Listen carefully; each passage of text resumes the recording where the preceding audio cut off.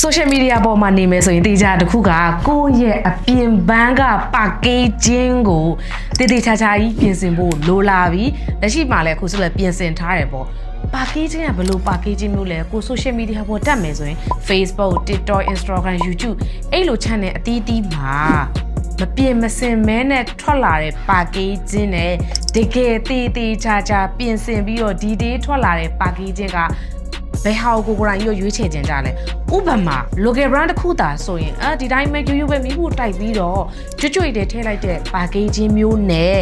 တကယ်ကို local brand ဆန်ဆန်ဂုတ်တစိတ်ပါမယ် label ကပ်ပါမယ် zip အိတ်တွေပါမယ်ပြီးတော့ဒီ branding နဲ့ဆိုင်တဲ့ branding အိတ်တွေနဲ့ထည့်ပေးလိုက်တဲ့ brand မျိုးဘယ်လိုအရာမျိုးကိုလူတွေစိတ်ကြိုက်ဖြစ်မလဲဘယ်လိုအရာမျိုးတွေလူတွေကရွေးချယ်ဝယ်ယူကြလဲ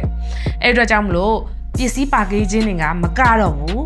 လူ packaging ကိုလည်းတေတေချာချာကြီးချိန်ဖို့လိုနေပြီ2026မှာ packaging လလေးနဲ့ slot တွေအမျိုးသမီးတို့တွေအတူတူထွက်လာကြမယ်အားလုံးကျေးဇူးများတင်ပါတယ်ရှင်တတာ